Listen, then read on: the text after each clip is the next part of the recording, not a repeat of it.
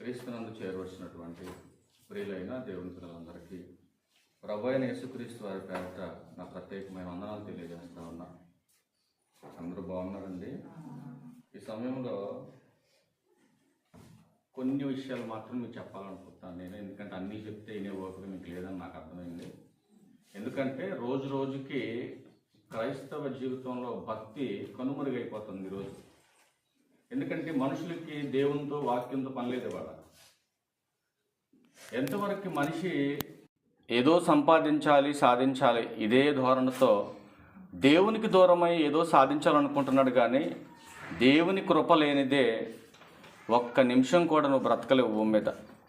కానీ సమాజానికి ఎందుకు అర్థం కావట్లేదు, ఎందుకు దిగజారిపోతుందో నాకు ఎప్పటికీ అర్థం కావట్లేదు. ఎందుకంటే వాళ్ళకి దేవుని వాక్యానికి ఉన్న విలువ అర్థం కాలేదు. ఏదో గుడ్డెది చేలో పడ్డట్టుగా ముత్తాతల తాతల నుంచి కూడా ఈరోజు సంఘానికి ఆచారబద్ధంగా వచ్చిపోయేటటువంటి దౌర్భాగ్యం క్రైస్తవులకి వాక్యం విలువ అర్థం కాల.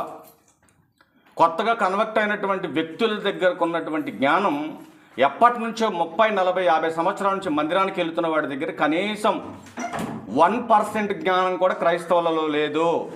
అందుకే వాక్యం విలువ అర్థం కాక ఎవడికి నచ్చినట్టు వాడు బ్రతకటం, ఏదో అత్తారింటికి వెళ్ళినటువంటి ఆషాఢ పల్లుళ్లాగా ఏదో వాడికి అవసరం తీర్చుకోవడానికి వచ్చిపోతున్నాడు తప్ప అసలు మందిరానికి ఎందుకు వెళ్ళాలి, ఎందుకు సొంత రక్షకుడుగా క్రీస్తుని నేను అంగీకరించాననేటువంటి ఆలోచన, అవగాహన, జ్ఞానం ఈరోజు క్రైస్తవులకు లేదండి. ఎట్లాంటి దౌర్భాగ్యులకి వాక్యం కూడా చెప్పకూడదు, ఎందుకంటే అది చెప్పొద్దు బైబిల్. ఉన్న వాక్యాన్ని ఉన్నది ఉన్నట్టుగా ఉచితంగా దేవుడు మీకు చెప్పిస్తుంటే ఇలా విలువైన సంగతులు వినటానికి మీకు మనసు లేదంటే నిజంగా ఎంత దౌర్భాగ్యులో మీరు ఆలోచించండి. బయట నుంచి వచ్చిన వాళ్ళు కానీ మన గురించి తెలిసిన వాళ్ళందరూ కూడా ఏమంటున్నారో తెలుసండి, నా గొప్పతనం అని నేను చెప్పను, అది దేవునికి మహిమ కలగాలి. ఇంత మంచి వర్తమానం అందించేటటువంటి సేవకుడు మీకు దొరకటం చాలా అదృష్టమని మాట్లాడారు. మీ అందరూ తెలుసు ఈ విషయాలు. కానీ ఇంత మంచి విషయాలు మీకు చెబుతుంటే మీరు సమయానికి ఆరాధనకు వచ్చి నేర్చుకోకపోతే నాకు సంతోషం ఉంటుందా? మీరు చెప్పండి ఉంటుందా? సంతోషం ఉంటుందా? మరి మీ ఇష్టానుసారంగా మీరు వచ్చి మీరు కూర్చొని వెళ్ళిపోతూ ఉంటే దానికోసం నేను రావాల పనిగట్టుకొని ఎంతమంది ఉన్నారండి బయట. ఒక సంఘం మీద ఇంత తపన, ఇంత ఆవేదన పెట్టుకొని మేము తిరుగుతుంటే సంఘానికి కనీసం రెస్పాన్సిబిలిటీ లేదండి. సంఘానికి బాధ్యత లేదు, సేవకుడు అనే బాధ్యత సంఘానికి లేదు. అందుకే ప్రియులారా మీరు గమనించండి, ఉన్నంత వరకు ఉన్నదాని విలువ తెలీదు. తెలుసా మీకు? ఎప్పుడైనా విలువ తెలియనటువంటి వ్యక్తులకి విలువైనది దూరం అయితేనే బాధ తెలుస్తుంది వాళ్ళకి, అంతేనా? ఆ వ్యక్తి దూరం అయిపోతే ఆ బాధ ఏంటో అప్పుడు అర్థమైద్ది ఆ మనుషులకి. కనుక సంఘాన్ని ఎంత ప్రేమించమని బైబిల్ చెప్తుందో సేవకుడుగా, అంత డిస్టర్బెన్స్గా సంఘం మారిపోతే ఆ సంఘానికి సేవ మూడు మాటలు చెప్తే జాగ్రత్తగా వినండి. కనుక దేవుడు ఏం మాట్లాడుతున్నాడో తన గ్రంథంలో ఒక 3 విషయాలు చూడండి. మనం వెళ్ళిపోదాం, ఇక ఎందుకు ఎక్కువసేపు కూర్చున్న సమయం వ్యర్థమైపోతుంది మనకి. కనుక దేవుడు తన మనసులో ఉన్నటువంటి ఆవేదన ఏ రీతిగా వ్యక్తపరుస్తున్నాడో ఒకసారి నిర్గమాకాండం దగ్గరికి వెళ్దాం. చరిత్రలోకి వెళ్ళి చూద్దాం. ప్రారంభంలోకి వెళ్ళి నిర్గమాకాండం 23వ అధ్యాయం 22వ వచనం చూస్తే, అయితే నీవు ఆయన మాటను జాగ్రత్తగా విని నేను చెప్పినది యావత్తు చేసిన ఎడలా అంటున్నాడు. ఏమంటున్నాడు? చెప్పినది యావత్తు చెయ్యాలి. చేస్తున్నారా? వినటం, విడిచిపెట్టటం, ఎవరికి నచ్చినట్టు వాళ్ళు బ్రతకటం. అంటే నువ్వు అనుకుంటున్నావు నేను ఒక్కదాన్నే ఉన్నా, ఈ ఊరిలో ఒక్కనే ఉన్నా, ఎవడికి కళ్ళు లేవు, ఎవడికి చూపు లేదు, ఎవరికి వినపడదు, నేను ఎలా బ్రతికినా అయ్యగారికి కనపడదు, దేవుడికి అసలు కనపడదు అని నువ్వు అనుకుంటున్నావు.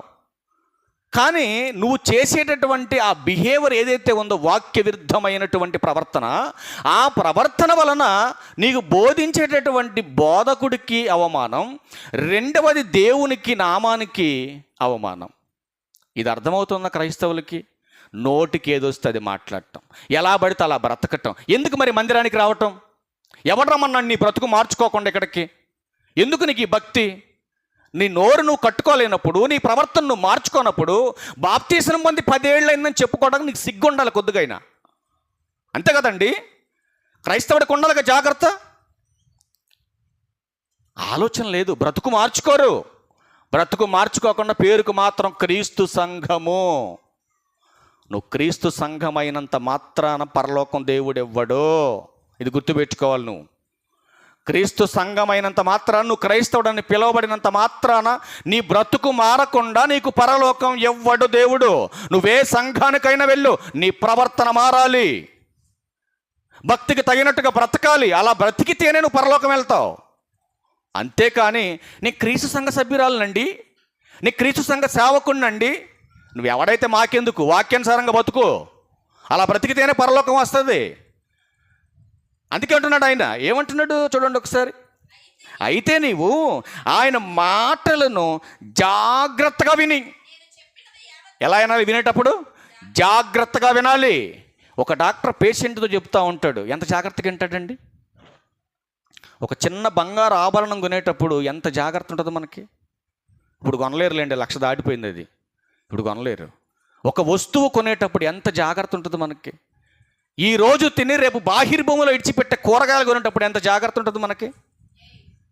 నిర్జీవమైన వాటి మీద ఉన్న జాగ్రత్త జీవం కలిగిన దేవుని మాటల మీద మనిషికి లేకుండా పోతుందంటే మనిషి ఆలోచన ఎటెళ్ళిపోతుందో మీరు ఆలోచన చేయండి. మనిషి యొక్క ఆలోచన భావన ఎటెళ్ళిపోతుందో మీరు గమనించండి ఒకసారి సమాజంలో. అందుకే ఆయన హెచ్చరిస్తున్నాడు. ఎక్కడైనా ఈ మాటలో 21 చెప్తున్నాడు ప్రారంభంలో. ఆయన సన్నిధిని జాగ్రత్తగా నుండి ఆయన మాట వినవలెను అని చెబుతున్నాడు. ఆయనకు కోపము రేపొద్దు అంటున్నాడు. ఏమండి, ఒక సేవకుడుగా మీరు పెట్టే ముద్దదిని నాకే ఎంత కోపం వస్తే మీ భక్తి భావజాలాలను బట్టి దేవునికి ఎంత కోపం రావాలి మీరు చెప్పండి. ఆలోచించండి ఒకసారి. ఒక సామాన్యమైనటువంటి వ్యక్తిగా, ఆయన పనిలో ఉన్న చిన్న పనోడిగా, ఈ పనోడికి ఇంత కోపం వస్తే మరి నా యజమానికి ఎంత కోపం రావాలి మీరు చెప్పండి. ఆలోచన ఉందా క్రైస్తవుడికి? ఏదో పనికి వెళ్తున్నాం, తెచ్చుకుంటున్నాం, తింటున్నాం, పడుకుంటున్నాం, తెల్లారుతుంది. పనికి వెళ్తున్నాం, తింటున్నాం, పడుకుంటున్నాం, తెల్లారుతుంది. ఇదే నా బతుకు? దీనికోసమేనా క్రైస్తవ జీవితం? దానికోసమేనా నువ్వు బాప్తిస్మం పొందింది? అందుకే అంటున్నాడు కదా, చెప్పకండి ఇలాంటి వాళ్ళకి వాక్యం. వినగలిగిన మనసున్న వాడికి చెప్పండి, వినలేని వారికి చెప్పకండి మాటలు. చూద్దాం బైబిల్ చూడండి ఒకసారి. మార్కు సువార్త 4వ అధ్యాయం, మార్కు సువార్త 4వ అధ్యాయం 33వ వచనం చూడండి ప్రియులారా. ఏమంటున్నాడు చూడండి. వారు వినుటకు శక్తి కలిగిన కొలది ఇలాంటి అనేకమైన ఉపమానములు చెప్పి ఆయన వారికి వాక్యము బోధించెను. అంటే మీరు వినగలిగే శక్తి మీకుంటేనే విస్తారంగా వాక్యం చెప్పాలి. మీరు వినగలిగే మనసు మీకు లేకపోతే అసలు చెప్పొద్దు అంటున్నాడు. దేవుడు. యోహాను సువార్త 14వ అధ్యాయం 30వ వచనం చూడండి.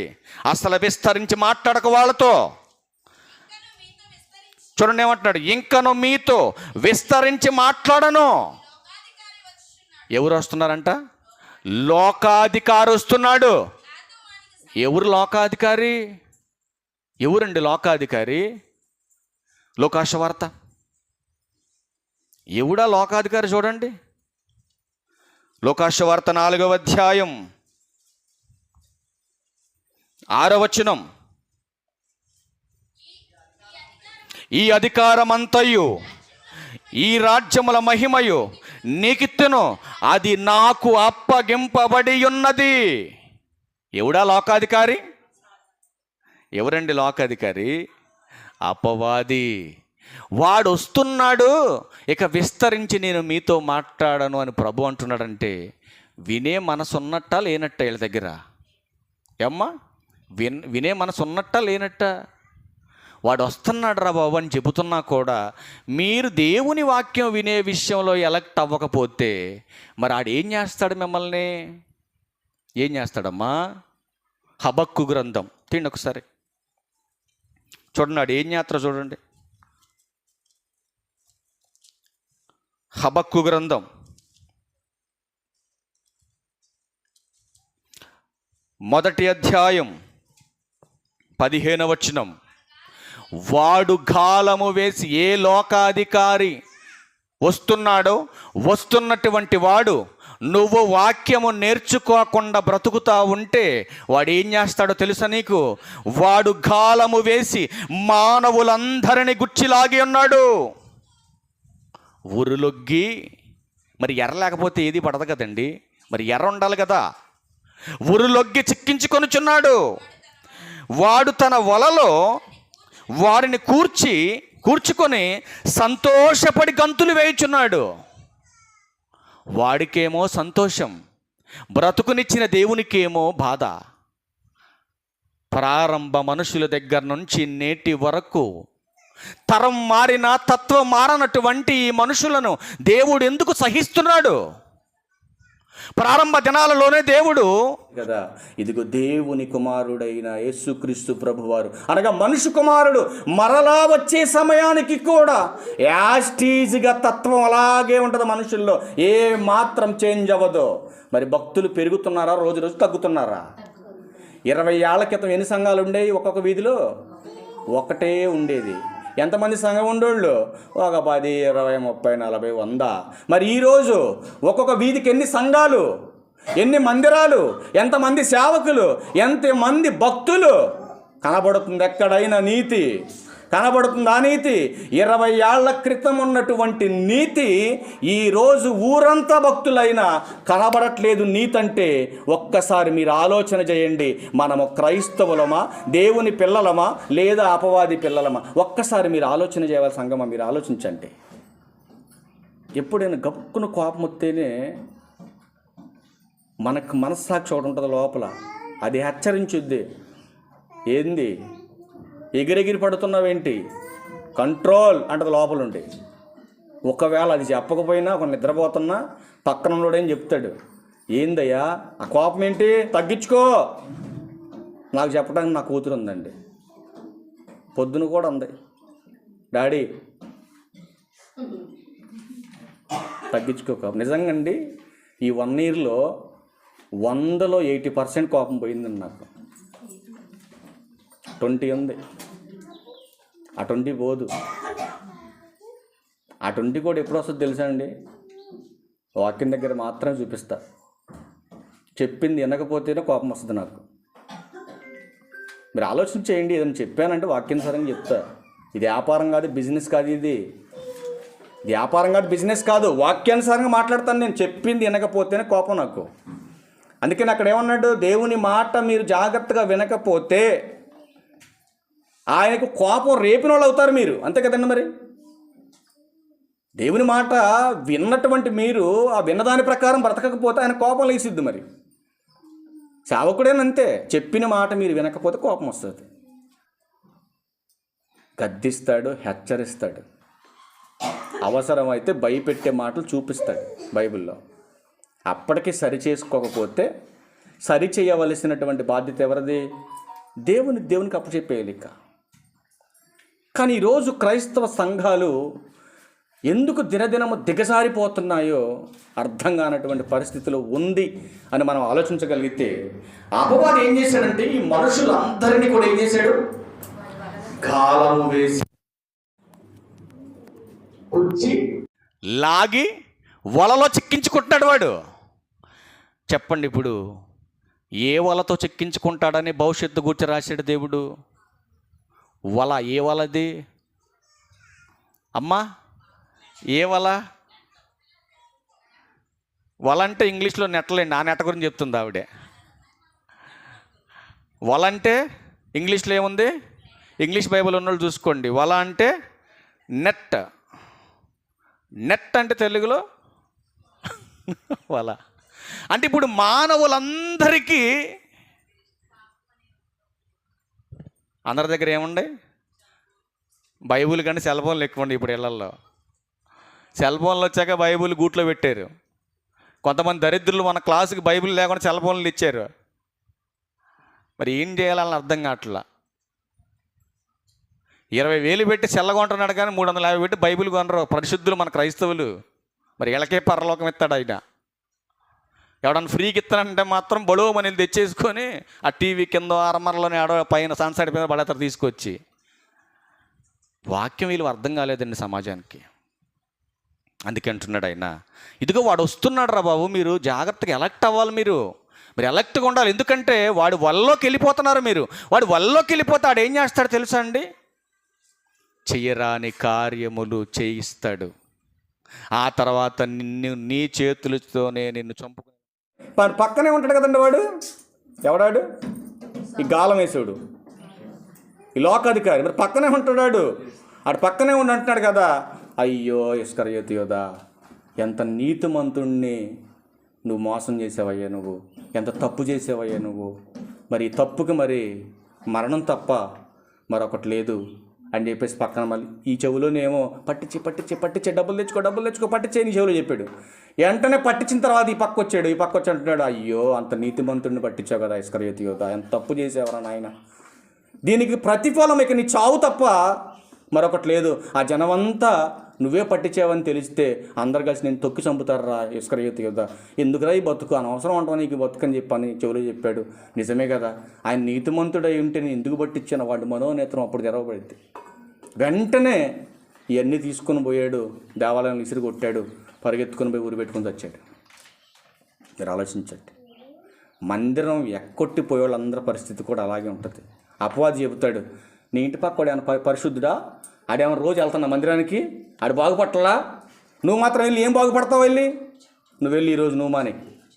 ఆ తర్వాత ఆడు మానేస్తాడు, ఇంకొకటి మానేస్తాడు, ఆదర్శంగా అందరం చూపిస్తాడు నీకు. అందరం చూపించి లాస్ట్కి నిన్ను జీరో చేసి కూర్చోబెట్టి అప్పుడు అంటాడు, ఏరా నీకు బతుకునిచ్చింది ఎవరు? ఆడే చెప్తాడు మళ్ళీ ఎన్ని, నీకు బతుకునిచ్చింది ఎవరు? దేవుడు. నీకు డబ్బు ఇచ్చింది ఎవరు? దేవుడు. నీకు ఆశనిచ్చింది ఎవరు? దేవుడు. మరి ఇన్ని ఇచ్చిన దేవునికి మరి నువ్వు అన్యాయం చేస్తే నువ్వు బతకడం అవసరం అంటావా? ఏ ముఖం పెట్టుకొని వెళ్తావు గుళ్ళోకి? నలుగురు వస్తారుగా నిన్ను ఇప్పుడు వెళ్తే. బాప్తిస్మం పొంది ఇన్ని సంవత్సరాలు మందిరంకి వెళ్ళినటువంటి వ్యక్తివి, మందిరం మానేసి బయట గాలికి తిరిగావు ఇన్ని సంవత్సరాలు, మళ్ళా మందిరానికి వెళ్తే నలుగురు వస్తారుగా నిన్ను, నలుగురు ఏమనుకుంటారు నిన్ను, అవసరమని వెళ్ళటం. కాబట్టి లోకల్లోనే బతుకులే. వాడు రెఫరెన్స్ చెప్తాడు, ఉంటే చల్లగానే ఉండు. ఆడికి తెలుసు వాక్యాలని, మనకు తెలియదు వాక్యం, ఆడికి బాగా తెలుసు వాక్యాలు. ఉంటే చల్లగానే ఉండలే తెచ్చగానే ఉండరా, డిసైడ్ చేసుకో. ఎందుకు అవసరం మనకి ఈ బతుకు? నిలువెచ్చని బతుకైతే దేవుడు ఊరుకోడు, చంపుతాడు నిన్ను. కాబట్టి వద్దులే, ఆయన దగ్గరికి ఎందుకు లేరా. ఇప్పుడు నీ గుడికి పోయాడు తస్తున్నాడు, గుడికి బాగున్నాడు తస్తున్నాడు, గుడికి పోయినోడికి రోగాలు వస్తున్నాయి, గుడికి బాగున్నాడు రోగాలు వస్తున్నాయి. ఏమన్నా గుడికి వెళ్ళినోడు అట్టే ఉన్నాడు, గుడికి బాగున్నాడు అట్టే ఉంటాడు. ఎందుకురా నీకు ఈ బాధ? వద్దులే కానీ పనికి పో. అపవాది ఆలోచన అలా ఉంటుందండి. మీరు ఆలోచించండి, జాగ్రత్తగా కనిపెట్టాలి, జాగ్రత్తగా పసిగట్టాలి. వాడు ఎలా గాలం వేసి మనుషుల్ని ఎరేసి పడగొడుతున్నాడు. ఇది అర్థం కానటువంటి మనం దేవుని జ్ఞానానికి ఉన్నటువంటి పరిపూర్ణమైనటువంటి జ్ఞానం అర్థం కాక ఈరోజు దేవుని మందిరానికి దూరం అవుతున్నారు. ఏమండి, దేవునికి దూరం అయిపోయి ఏం సాధిస్తారు? ఒకసారి మీరు ఆలోచించండి. దేవుని దూరం ఏం సాధిస్తారు మీరు చెప్పండి. అన్నం కూడా దొరకదు. చూడండి అంత మంచి మాట చెప్పిందామా. ఒకవేళ దొరికినా తింటే నీకు అరగదు, తెలుసా నీకు అది? ఒకవేళ దొరికింది కదా అని తింటావు, తిన్న తర్వాత అది అరగదు. అది అరక్క లోపలే ఉంటే పులిసిపోద్ది. పులిసిపోయిందంటే నువ్వు హాస్పిటల్కి వెళ్ళాలంటే 6,000 ఎంతో అని బయటకు దిగాడు. 5 ఏళ్లతో బాగానే తింటావు, పెట్టారు కదా అని. ఇప్పుడు అది అరగక లోన కనుక పులిసింది అనుకో, దాన్ని బయటికి పైపేసి బయటికి తీయాలంటే 6,000 గుంజుతుంది నీ దగ్గర. కానీ దేవునికి ప్రార్థన చేసి భయము భక్తి కలిగి ఉంటే అసలు నువ్వెక్కడ రూపాయి ఖర్చు అవ్వనికుండా నేను కాపాడుతాను. మరి ఇంత ఉచితమైన పథకాలు దేవుడు ఇస్తుంటే నేను కష్టపడే చస్తానంటున్నావు నువ్వు. ఆలోచించు ఒకసారి ఎంత తేడా ఉందో. అందుకే ప్రియులారా, మరొక్క మాట చూడండి, మనం ముగించేద్దాం. మరొక్క మాట, దేవుడు నీకు ఇచ్చినటువంటి బ్రతుకును దేవుడు చెప్పినట్టుగా బ్రతకకుండా నీకు కష్టాలు వచ్చినప్పుడు, బాధలు వచ్చినప్పుడు ప్రభువా ప్రభువా అని ప్రార్థన చేస్తే ప్రభు ఏమంటాడు చూడు. లోకాసువార్త 6వ అధ్యాయం 46వ వచనం చూడు. లోకాసువార్త 6వ అధ్యాయం 46వ వచనం చూడండి. ఏమంటున్నాడు అక్కడ చూడండి. ఆయన, నేను చెప్పు మాటల ప్రకారం మీరు చేయక. ఏమండి, ఇప్పుడు యేసుక్రీస్తు వారు చెప్పిన మాట మీరు వినకుండా నీకు కష్టం వచ్చినప్పుడు, బాధలు వచ్చినప్పుడు, నువ్వు పంట వేసేటప్పుడు, లేకపోతే ఇంకేదైనా చేసేటప్పుడు ప్రభువా అని ప్రార్థన చేస్తే వింటాడా? ఒక్కసారి నువ్వు ఆలోచించు, వింటాడా? మరి సాక్షాత్తు దేవుని మాట వినకపోతే నువ్వు పంట వేస్తున్నావు నేల మీద, పంట వేసేటప్పుడు ప్రార్థన చేసుకుంటున్నావు నువ్వు. అసలు మందిరానికి రాని నువ్వు పంట వేసి ప్రార్థన చేస్తే దేవుడు వింటాడా? ఆలోచించు ఒక్కసారి. వింటాడా? వినడు. ఒక మాట చెప్పమంటారా? ఆలోచించండి. ఆయన మందిరానికి దూరం అయ్యి, ఆయన వాక్కుకు దూరం అయ్యి ఏం సాధిద్దామని ఈ నేల మీద? ఈ భూమి అంటదంటండి, ఒరి పిచ్చోడా నువ్వు మొక్క పెట్టావు దీంట్లో, కానీ ఆయన నాకు ఆజ్ఞాపించకుండా నేను శక్తిని ఇవ్వను దీనికి అంటది. అందుకే చెప్పాడు ఆయన, ఆకాశం ఆలకించు, భూమి చెవియొగ్గు. ఇదిగో నేను పిల్లలను పెంచి గొప్పవారినిగా చేస్తే వాళ్ళు నా మీద తిరగబడ్డారు. తిరగబడినటువంటి దరిద్రులంతా నీ మీదే ఉన్నారు. కనుక వాడు నాంతాడు పెడతాడో లేకపోతే తప్పు తెస్తాడో తెచ్చి పంట వేస్తాడు. వేసిన దాకా ఊరుకో, వేసిన తర్వాత నీ ప్రతాపం చూపించమని చెప్తాడు భూమికి. ఏం చేస్తావు నువ్వు? ఏం చేస్తావు? మళ్ళీ అదే డబ్బుతో పురుగుల ముందు డబ్బా తెచ్చుకోవాలి నువ్వు వెళ్ళి. అర్థమైందండి నా బాధ? కనుక వాక్యానుసారంగా కనుక బ్రతకకపోతే నీ బ్రతుకును ముగించేస్తాడు అంతే. నా బాధ అంతా ఇలాగే ఉంటుంది. మీరు లాస్ట్కి ఒక మాట చూడండి, లాస్ట్ ఒక మాట. రోమిలకు రాసిన పత్రిక 2వ అధ్యాయం. ఎంత చెప్పినా మారకపోతే దేవుడు ఏం చెప్తున్నాడు చూడండి. ఎంత చెప్పినా మారకపోతే, రోమిలకు రాసిన పత్రిక 2వ అధ్యాయం 5-6 వచనాలు చూడండి. ఎంత చెప్పినా మారకపోతే, నీ కాఠినం అంటే కఠినమైన హృదయం. ఎంత చెప్పినా మారదది. ఎట్లాంటి భయంకరమైనటువంటి మాటలైనా చెప్పు, మారదది. మళ్ళీ పైపెచ్చి ఈరోజు ఈ మధ్య కొన్ని కొత్త రకాలైనటువంటి రోగాలు వచ్చిన క్రైస్తవులకి ఏంటో తెలుసా? ఇట్లాంటి కఠినమైన మాటలు చెప్తున్న అయ్యగారా, మీ అయ్యగారు ఎందుకు ఆడి దగ్గర పోవటం? మరి ఎప్పుడు లేచి నీకు ఇదే బోధ, మారకపోతే పోతారు, మారకపోతే పోతారు. మా అయ్యగారికి చెప్పడు, అప్పులు ఉండయా నీకు, నీ అప్పులు పోతాయి, తాటాకిల్ల మీది డాబా ఇద్ది, ఉద్యోగాలు లేవా మీకు, చదువుకొని ఖాళీగా ఉండరు మీ పిల్లలు, ఉద్యోగాలు వచ్చేస్తాయి. ఎన్ని పూసలు పోయినాయి మీకేమన్నా?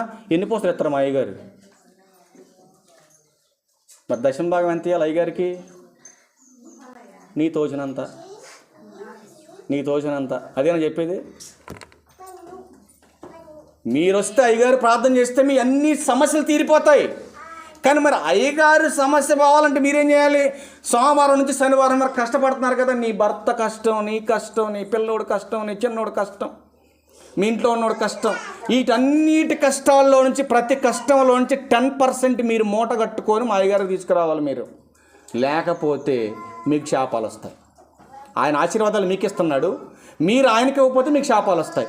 మీకు గనక డైరెక్ట్ శాపాలు గనక వచ్చాయి అనుకోండి, ఇక మీరు అడ్రస్ లేకుండా పోతారు, ఇశ్రాయేలీలాగా అని చెప్తారు. ఖచ్చితంగా ఇస్తారా ఎవరా? ఇప్పుడు ఏమంటే ఇస్తారా ఎవరా?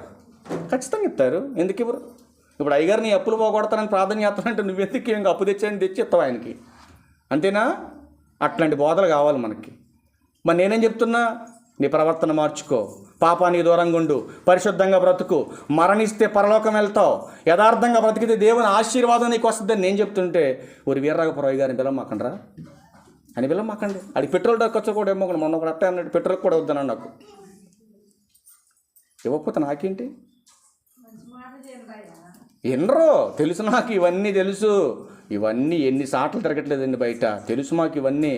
కాని ప్రియులారా మీరు గమనించండి, స్థానికంగా ఉన్న మీరే వాక్యానుసారంగా లేకపోతే, క్రమానికి మీరు రాకపోతే, కఠినమైన హృదయంతో నువ్వు బ్రతికితే ఏం జరుగుతుందో ఈ నీ ముగింపు మాటలు జాగ్రత్తగా ఏమన్నాడు చూడు. చదువు తల్లి. నీ కాఠిన్యమును మార్పు పొందని నీ హృదయమును అనుసరించి ఉగ్రత దినమందు, అనగా దేవుని న్యాయమైన తీర్పు బయలుపరచబడు దినమందు నీకు నీవే, చూసారా ఏమంటాడు? నీకు నీవే అన్నట్టు. నీ భార్య భర్తకు సమకూర్చుద్ది అంటలు ఇక్కడ. భర్త భార్యకి సమకూర్చుతాడని చెప్పట్లా. పోనీ సేవకుడేమైనా సంఘానికి సమకూర్చుతాడా అని చెప్పట్లేదు. మరి ఎవరికి ఎవరు సమకూర్చుకుంటారు ఈ రోగాన్ని? నీకు నీవే, నీకు నీవే. దేన్ని అనుసరించి చేస్తున్నావు ఈ పనులు? మార్పు లేని హృదయం, మార్పు లేని నీ హృదయం.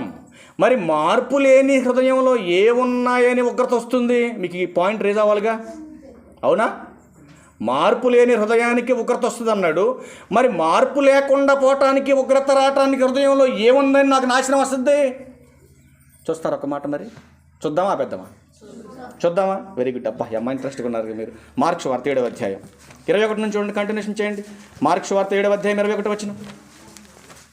మార్క్స్ వార్త 7వ అధ్యాయం 21 నుంచి చూడండి. లోపలంటే ఎక్కడ, ఏ లోపల కూడా చెప్తున్నాడు, క్లారిటీగా వినండి. లోపల నుండి అనగా మనుషుని హృదయములో నుండి. ఎక్కడి నుండి? జాగ్రత్తగా వినాలి. ఎక్కడి నుండి? హృదయంలో నుండి. ఎందుకు హృదయం కఠినమైపోయింది అని అంటే, హృదయంలో నుండి అంటున్నాడు. ఏదో ఉందలోన.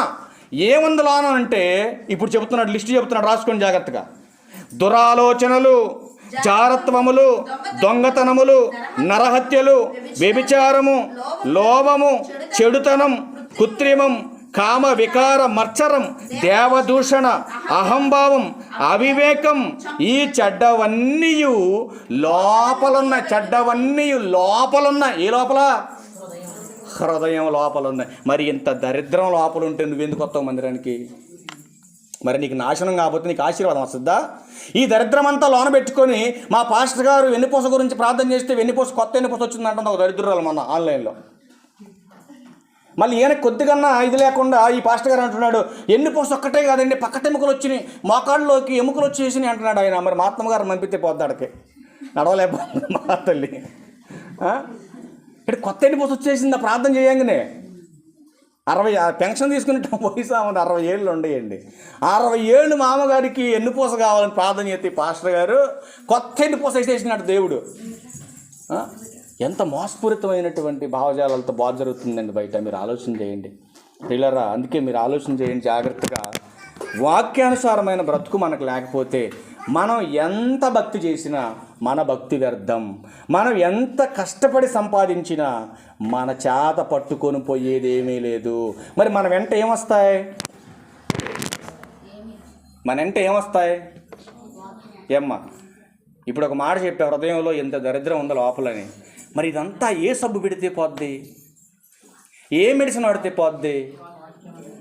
ఏమ్మా ఇప్పుడు హృదయంలో ఇంత దరిద్రం ఉందో లోపల, ఇది ఉంటే నీకు ఉగ్రత అన్నాడు దేవుడు. మరి ఈ ఉగ్రతకు కారణమైనటువంటి లక్షణాలన్నీ పోవాలంటే ఏ సంతలో దొరుకుతుంది మందు? ఏమ్మా ఏ సంతలో దొరుకుతుంది మందు? నా ఫోన్ స్క్రీన్ మీద ఒక మాట పెట్టానండి, ఒక వాక్యం పెట్టాను నేను. 119వ కీర్తన 11వ వచనంలో ఉంటుంది ఆ మాట. 119వ కీర్తన 11వ వచనం చూడండి, అక్కడ ఏం రాయబడిందో. నీ ఎదుట నేను పాపము చేయకుండానట్లు నా హృదయములో ఏ ఉంచుకున్నాను నేను?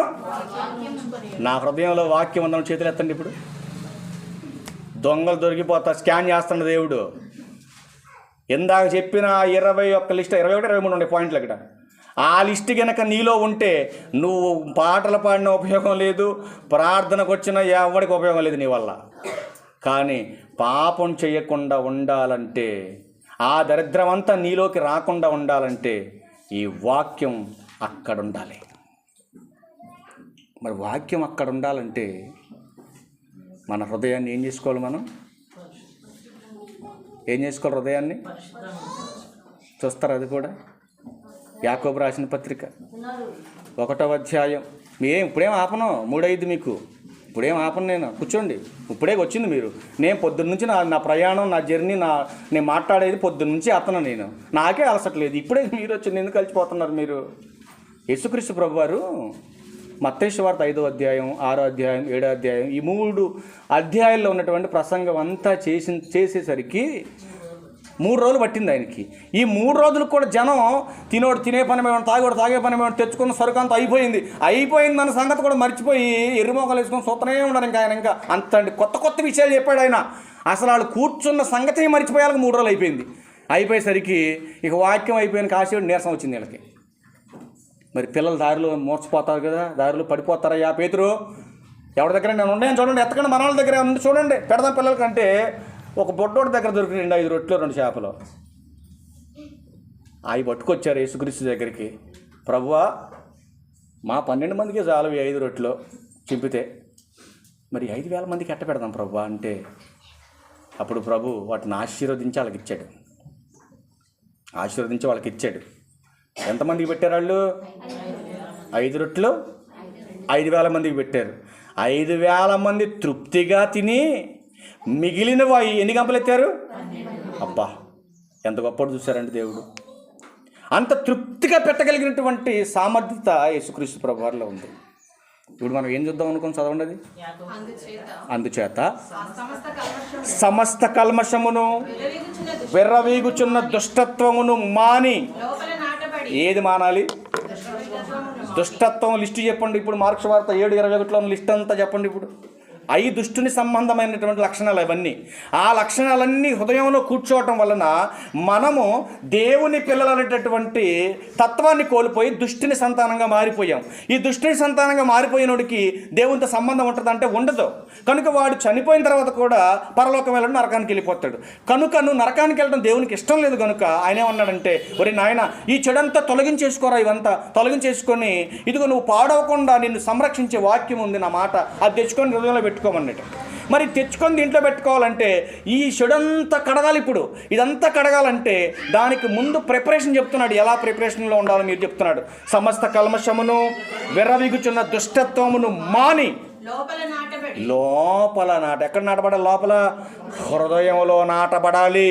మీ ఆత్మను రక్షించు మీ ఆత్మను రక్షించుటకు శక్తి కలిగిన వాక్యమును సాత్వికముతో మీరు అంగీకరించాలి. అంగీకరించడం అంటే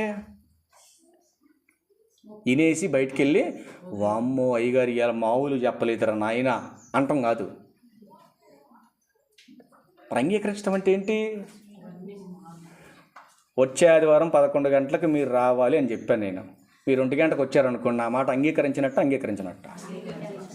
అవునా? బబ్బలేగా అర్థమైందిగా మీకు. ఇది కూడా అంతే, ఇది కూడా అంతేనండి. ఇప్పుడు దేవుడు చెబుతున్నటువంటి మాట మీరు వినేసి విడిచిపెట్టి మీకు నచ్చినట్టుగా తిరిగితే అంగీకరించినట్టు అంగీకరించినట్టే.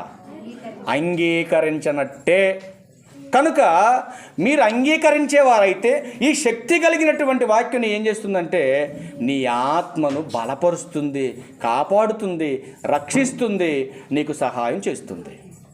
మరి ఇలాంటి శక్తి కలిగిన వాక్యాన్ని మనం ఎక్కడ ఉంచుకోవాలి? తప్పు చెబుతున్నారు మీరు. బైబిల్లోనే ఉంచుకొని దీనికి అట్ట చెప్పేసి ఇప్పుడు ఇంటికి వెళ్ళగానే టీవీ కింద పెట్టేసి మళ్ళీ ఆదివారం 12 గంటలకి మన 11 అని చెప్తారు. సిగ్గుసారంలాగా చేస్తారు ఫోన్లో. ఆయన మనం 12 గంటలకు వచ్చేటప్పుడు ఇటు ఒక దెబ్బ వేసుకొని మళ్ళీ దుమ్ము మన బట్టలు, కొత్త బట్టలు అంటుంది కదా, ఇటు పట్టుకొని వస్తాం మనం. అక్కడ దీంట్లోనే ఉంచుకోవాలి. మన హృదయంలో పెట్టుకుంటే ఎట్టా? హృదయంలో పెట్టుకుంటే అవి రావు కదా మరి మనలోనికి. అందుకని దీంట్లోనే ఉంచుకోవాలి మనం, అంతే కదండి. అదే నేను చెప్పేది. ఆయన మాట మన హృదయంలో ఉంచుకోవాలి. మరి హృదయంలో ఉంచుకోవాలి. లోపల ఉన్న చెడుని తీయాలంటే అసలు ఈ వాక్యం సూది గుచ్చితేనే కండరాల వరకు వెళ్ళి ఆగుతుంది. మరి ఎముకల్లోకి వెళ్ళాలంటే దానికి వేరొక సూది ఉపయోగించాలి. అవునా? ఇప్పుడు మరి ఈ వాక్యం హృదయం ఎక్కడుందో ఇప్పటివరకు కొంతమంది క్రైస్తవులకు తెలియదు. ఒకడో గుండె పెట్టిండు, హృదయం అంటే గుండె పెట్టిండు. ఇదేమన్నా లవ్ స్టోరీ సినిమా ఏంటిది? ఆడికి బుర్రలేదు, ఆడు గుండె పెట్టిండు. దాంట్లో కూడా గుండె హృదయం కాదండి. ఈ గుండె హృదయం కాదు. హృదయం ఎక్కడుంది? ఈ మానవ దేహంలో ఎక్కడుందమ్మా?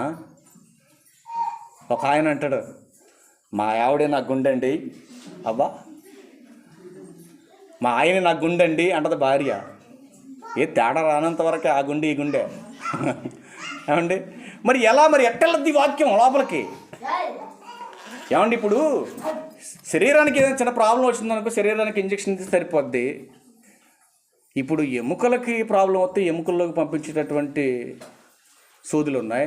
నరాలకి ఏదైనా ప్రాబ్లం వస్తే నరాలకు పంపించేటటువంటిది ఉంది. మరి ఇప్పుడు డైరెక్ట్ హృదయానికి ప్రమాదం వచ్చింది. మరి హృదయానికి వాక్యం మందు అని బైబిల్ మాట్లాడుతుంది. మరి ఈ మందు ఎలా వెళ్తుంది అక్కడికి? దాన్ని క్లీన్ చేయడానికి ఏ పరికరం వాడితే వెళ్తుంది? ఇది చూస్తారండి? చెప్పాక టైం మీకు ఎంత? 3 అని చెప్పానా? 3 దాకా మీరు కదలటానికి లేదు, పోవటానికి లేదు. పరీక్ష కూడా పెట్టాడు దేవుడు, మీకు ఉంటారా ఉండరా అని. కరెంట్ కూడా తీసేసాడు. చెమటలు నాకు గారుతున్నాయి, మీకు గారుతున్నాయా? నాకే గారుతున్నాయి. అయినా కూడా నేను అలసిపోవట్లా. విందాం జాగ్రత్త. హెబ్రీలు రాసిన పత్రిక దీన్ని ఎంత ప్రాముఖ్యమైన సంగతులు చెప్తున్నాడు. అసలు ఈ వాక్యం ఎలా వెళ్తుందో జాగ్రత్తగా వినాలి. 4వ అధ్యాయం 12వ వచనం. ఎందుకనగా దేవుని వాక్యం సజీవమైన బలము గలదై జాగ్రత్తగా బలము గలదై, అది సజీవమైనదై, ఏం చేస్తుంది చూడండి, రెండంచులు గల ఎటువంటి ఖడ్గము కంటేను వాడిగా ఉండి ప్రాణాత్మలను కీళ్లను మూలుగను విభజించునంత మట్టుకు దూరుచు హృదయము యొక్క తలంపులలోని ఆలోచనలను శోధించుచున్నది. మూలుగా ఎక్కడ ఉంటుందండి? మూలుగా చెప్పాలి మీరు. ఉడికించి పీట చెక్క మీద వేసి కొడతారే మీరు? అమ్మా, ఉడికించి పీట చెక్క మీద కొడతారే, ఆ మూలిక గురించి చెప్తున్నాడు దేవుడీడ. ఆ మూలిక ఎక్కడ ఉంటుంది? ఎముక లోపల ఉంటుంది. ఆ ఎముకల లోపలకు కూడా ఏమి దూరుతుందట? డాక్టర్కి ఎంత నరకం తెలుసండి. ఎన్నుపోస పెద్ద ఆపరేషన్ చేసేసి తిరిగి తెలుసు ఆ బాధలు ఏంటో. కొంతమంది దొరకదు గప్పుకున్నా. కానీ అట్లాంటి చోటకు కూడా దేవుని వాక్యం ఏం చేస్తుంది? దూరుచు అంటున్నాడు. అయ్యగారు, నా మోకాళ్ళ నొప్పులు తగ్గట్లేదండి. ఎందుకు తగ్గుతాయండి? మరి నువ్వు మోకాళ్ళు ఎత్తే కదండి. నువ్వు మోకాళ్ళు వేసి ప్రార్థన చేస్తే తగ్గుద్దండి. ఈరోజు మోకాళ్ళ నొప్పులు వచ్చినా ఈరోజు చేస్తే తగ్గదండి. అది రాకముందే నువ్వు కంటిన్యూషన్ చేయాలండి. ఇక అందరి గురించి చెప్తున్నాను, మళ్ళీ నా గురించి అనుకున్నారు మీరు. అందరి గురించి చెప్తున్నాను నేను. అందరు చేయాలి ఇది. అందుకే అంటున్నాడు ఆయన. మళ్ళీ చదవండి, బాగుంది మాట. ఎందుకనగా దేవుని వాక్యం సజీవమైనది, బలము గలదై, సజీవమై బలము గలదై, రెండంచులు గల ఎటువంటి ఖడ్గము కంటేను. దేంతో పోల్చాడు? ఖడ్గము కంటే, ఖడ్గము కంటే అన్నట్టు. వాడంటే ఎంత షార్పుగా ఉందో వాక్యం చూడండి. వాక్యం కూడా అది చెప్తుందండి. వాక్యాన్ని కూడా వాక్యంగానే వాడాలి. నీకు నచ్చినట్టుగా వాడితే వాక్యం నిన్ను కోసేస్తుంది అంతే. ఒకవేళ నీ బాడీలో ఎక్కడైనా వైద్యానికి అందనటువంటి చోటున్నా అక్కడికి ఏం వెళ్తుందని చెప్తున్నాడు దేవుడు? వాక్యం వెళ్తుంది. ఏ వైద్య రంగం మెడిసిన్ ఇచ్చి ఆ హృదయంలో ఉన్నటువంటి చెడుని తొలగించలేదు. కానీ దేవుని వాక్యం మాత్రం అక్కడికి ప్రవేశిస్తుంది, దాన్ని తొలగిస్తుంది, నిన్ను బాగు చేస్తుంది. నువ్వు చస్తే నిన్ను లేపి పరలోకానికి తీసుకెళ్తుంది. నువ్వు కూడబెట్టిన బ్యాంక్ బ్యాలెన్స్ నిన్ను లేపుతావు. లేపుద్దా? సామెతల 11:4 చూడు. సామెతల 11:4 ఏమంటాడు చూడు. ఉగ్రత అంటే ఏంటమ్మా? ఇక నీ టైం అయిపోయింది, దగ్గరకు వచ్చిందని. ఉగ్రత దినమందు ఆస్తి అక్కరకు రాదు, నీతి. ఏ రీతి? మూలుగను విభజించుకొని హృదయంలోకి చేరిన శక్తి కలిగిన వాక్యం అనే నీతి, అది మాత్రమే నిన్ను మరణము నుండి కాపాడును. 28వ వచనం. ధనమును నమ్ముకున్నవాడు పాడైపోవును, నీతిమంతులు చిగురాకు వలె చిగురిస్తారు. అవునా? ఎంత బాగుంది మాటలు. ఇంకా ఇప్పటి నుంచి లింక్ ఎత్తుక్కుంటూ వెళ్తే రాత్రి 11 దాకా తెగదండి. అది లింకు. ఇప్పుడు ధనమును నమ్ముకున్నాడు పాడైపోతారని చెప్పాడుగా. ఇప్పుడు ఎంతోమంది నమ్ముకున్నాడు బాగుపడ్డారు, నువ్వు పాడైపోతారంటావేంటి పాస్టర్ గారు? నువ్వంటే మరొక రేపని చూస్తారా? మనకు ముగింపు వచ్చేదాకా వెతుకుతాం. బైబిల్లో ఉందా ముగింపు? సముద్రానికి లోతు కనిపెట్టగలడు ఎవడైనా? అది పిల్ల సముద్రం అది. మరి బైబిల్ మహాసముద్రపు గని. ఆ సముద్రంలో ఎలాంటి ముత్యాలు ఉన్నాయో, ఎలాంటి వజ్ర వైడూర్యాలు ఉన్నాయో వాటన్నిటికంటే కూడా శ్రేష్టమైనది. విలువగల సొత్తులు ఏవి దీంతో పనిచేస్తాయా? పని చెయ్యో. మరి అలాంటి గని నీ దగ్గర పెట్టుకొని నువ్వేంట్రా బాబు దీన్ని చెప్పేసి బడో మన లోకం మీద దృష్టిలో పెడుతున్నావు మందిరానికి రాకుండా. ధనమని నమ్ముకున్నాడు పాడైపోతారా? ధనమని నమ్ముకున్నాడు పాడైపోతారా? దైవాన్ని నమ్ముకున్నాడు పాడైపోతారా? ఎవరు పాడైపోతారు? దైవాన్ని పక్కన పెట్టి ధనాన్ని నమ్ముకున్నవాడు ఎప్పటికైనా పాడైపోతాడు. ఈ దేవుడు చెబుతున్న సత్యం. చూడు ఒకసారి ఆ మాట. తిమోతి గారికి రాసిన మొదటి పత్రిక. కరెంట్ రా చూడమాకండి, కరెంట్ రాదిక. తిమోతి గారికి రాసిన మొదటి పత్రిక 6వ అధ్యాయం